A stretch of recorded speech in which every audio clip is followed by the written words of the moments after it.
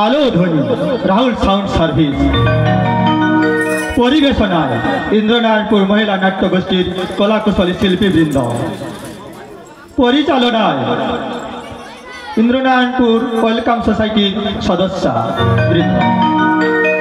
শুরু করছি নাট্যকার নীলকণ্ঠ রচিত শ্রীমত্তা সবারানী নায়ক নির্দেশিত সম্পাদিত অভিনীত খোকন কুমার সুরারোপিত এক অশ্রু সজল বাস্তবধর্মী সামাজিক নাটক ছোট মা। ছোট মা, ছোট মা।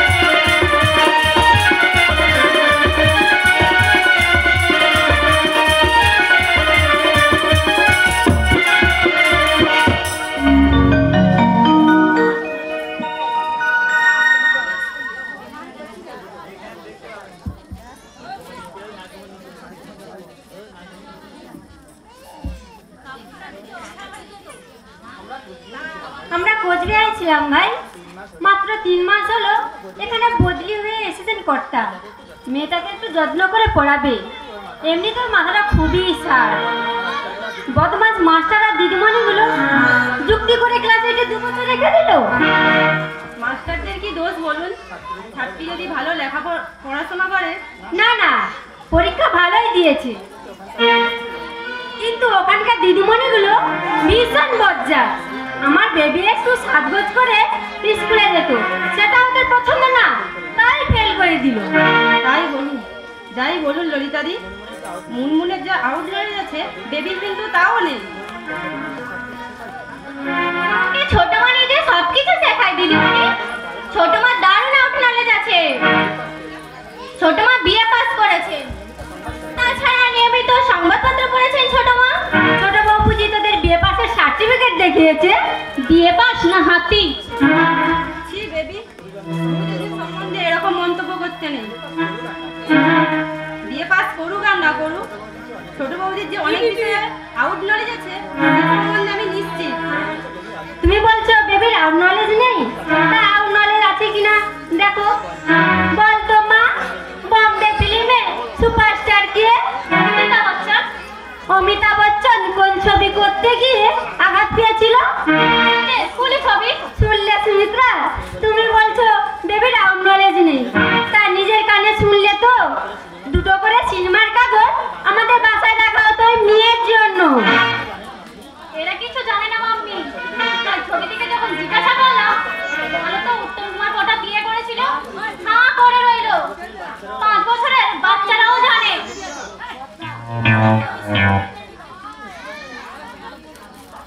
সুমিত্রা, এসব কি হচ্ছে? তুমি পড়তে এসেছো না সিনেমার গল্প করতে এসেছো? আর তোমাকেও বলি মেজদি, পড়ার সময় সিনেমার গল্প না করলে না। কে করেছে সিনেমার গল্প? সুমিত্রা বললে বেবির আউট নলেজ নেই। 2টো প্রশ্ন ওকে জিজ্ঞাসা করলাম, তাতে যে মা বাবা অসুবিধা হয়ে যাবে আমি কি করে জানবো? মরণ দশা। দেখো মেজদি, কথাবার্তা এমন ভাবে বলছো কেন? এই বাড়িতে তোমরা আমার দয়া করে আশ্রয় দিয়েছো।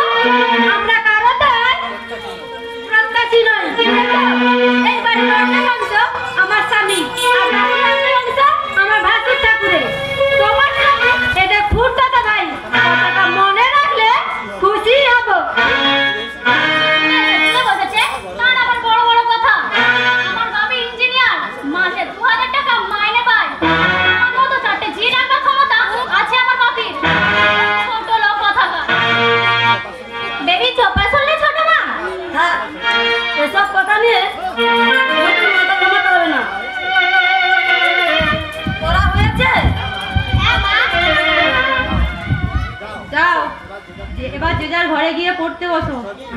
ছবি, তুমি যে ক্লাস 9 ছাত্রী, তোমাকে সে নিশ্চয় তোমাকে মনে করে দিতে হবে না। আজ গানের মাস্টার আসবেন না? তুমি শিখবে। এবার ছবি দিলা সামনে টেস্ট পরীক্ষা, ও গানের ক্লাস করবে না। কতটা মনে থাকবে ছবি?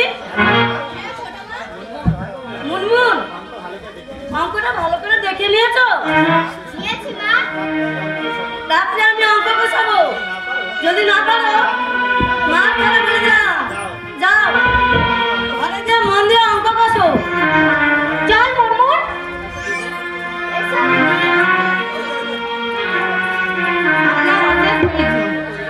কি করবো ভাই, প্রত্যেকটা মেয়ের জন্য আলাদা আলাদা মাস্টার রাখা সম্ভব নয়। রান্না বান্না ছেড়ে ওদের নিয়ে আমাকেই বসতে হয়। ভাসি ঠাকুর সদাসীন মানুষ, বাচ্চা কাচ্চা পড়াশোনা করলো না করলো বুঝলাম না। আর বর্দি তুই দেবী মহামায়া। আপনার স্বামী এদের আসল ভাই নন?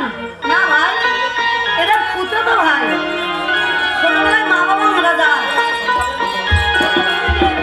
বড় বাবু সন্তানের মতন মানুষ করেছে, খুবই ভালোবাসে লোকে। আপনার স্বামী কিছু বলেন না? উদাসীন মানুষ, সংসার সম্বন্ধে কোনো অভিজ্ঞতাই নেই। আপনি বলেন তুই একটা অপরাধ, তুই শিক্ষিত ভুল। করেন না ছোট বাবু? না না, রাগ করেন না, মানুষটা রাগ কাজ নেই। বড় ভাসুর কাল রেগে বললেন, আমি মরলে বুঝবি হতভাগা কি বস্তু হারালাম। কি শুনে কি বললে জানো? কি বললে? বললেন তুমি আর বড় বৌদি যতদিন আছো আমিও ততদিন সংসারে আছি, তোমরা চলে গেলে আমিও 9টা কম্বল নিয়ে বেরিয়ে পড়বো। ছোট বৌদি, আজকে মাস থেকে আর পড়াতে পারবো না। কেন? নার্সের চাকরি পেয়েছি। মুশকিলে ফেললে ভাই, ছবির সামনে টেস্ট পরীক্ষা, এর সময় নতুন মাস্টার বাবা খুব মুশকিলের ব্যাপার। তুমি ওকে 2 বছর ধরে পড়াচ্ছ, ওর কোথায় দুর্বলতা সে তো জানা আছে তোমার। আপনি একটু কষ্ট করে চালিয়ে নেবেন। তুমি না এলে আমাকে চালিয়েই নিতে হবে, কিন্তু রান্না বান্নাটা আমাকেই করতে হবে। কেন? বড় বৌদি মেজ বৌদি আছেন। বর্দির কথা আর বলো না, আমি আসবার পর হেসেলে যাইনি, মানে আমি যেতেই দেইনি।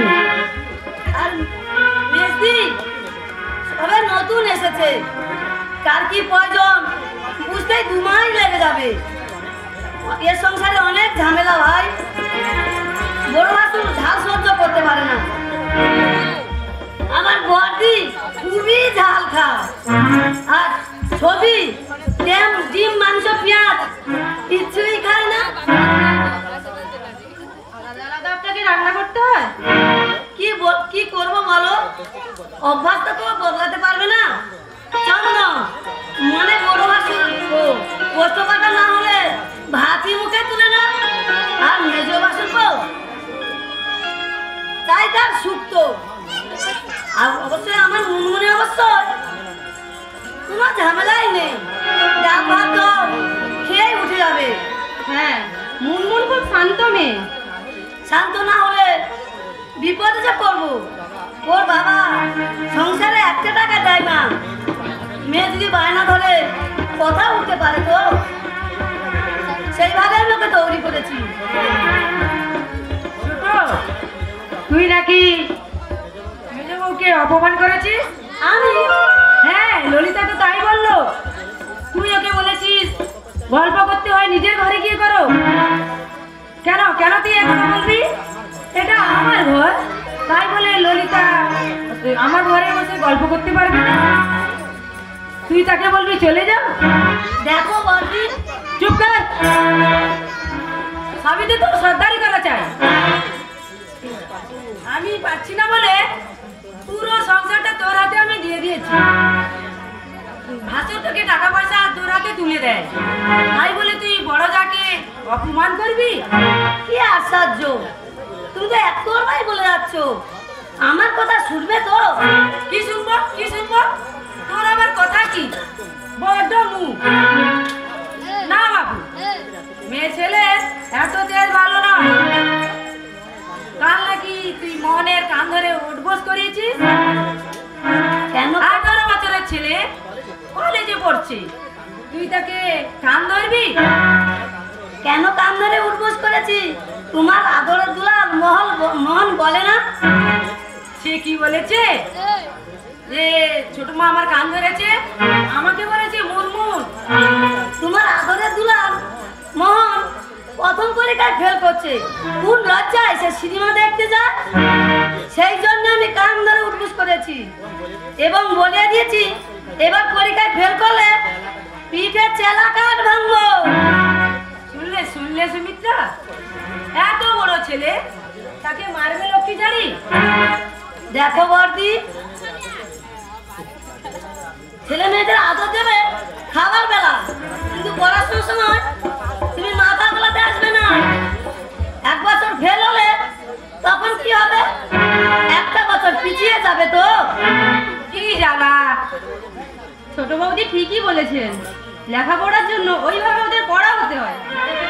তা না হয় বুঝলাম, মোহন ফেল করেছে বলে তাকে কান ধরেছে, কিন্তু মেজ বউকে মারলে কেন? মেয়ের দিকে মারলাম, না মারলে সে মুখ বেজার করে বসে আছে কেন? অবশ্যই তাকে তুই কান ধরে।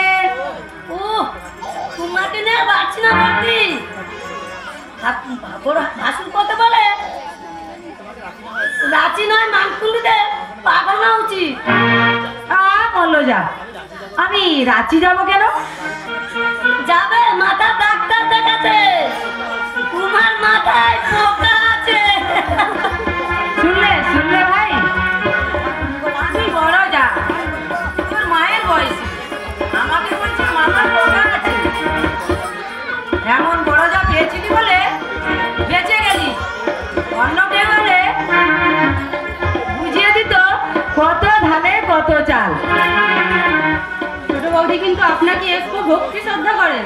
কি জানি বাবা, খালি তো ধমক দেয়। 3-4 আগে বললাম, ছোট আমি জল নিয়ে তারকেশ্বর যাব, পাড়ার অনেকে যাচ্ছে। কি বলবো ভাই, এমন ভাবে চোখ পাকিয়ে উঠলো, ভাবলাম আমাকে মেরেই বসবে। আমি কথাটাই করলো বলে। আপনার স্বাস্থ্যের কথা ভেবেই হয়তো। কি জ্বালা! রোগ আমার চিরকালেরই সঙ্গী, তা বলে কি আমি ধর্মকর্ম করবো না? সেই কথাটা আবার ভাসুরের কানে তুলে দিয়েছে জানো। সেখানে আর এক প্রস্ত ধমক, এদিকে ছেলে ধমকায়, সেদিকে মেয়ে ধমকায়। এই লক্ষ্মীচারি দাঁত বের করে হাসে, অথচ আমি এই সংসারের গিন্নি। বড়দি বড়দি, কি হলো মেজো? বড়দি আমার কি লেগেছে? আমার ছোট বোনকে নিয়ে বেড়াতে আসছে। কবে আসছে? আজ গাড়িতে উঠেছে, কাল বিকেল নাগাদ এসে পড়বে।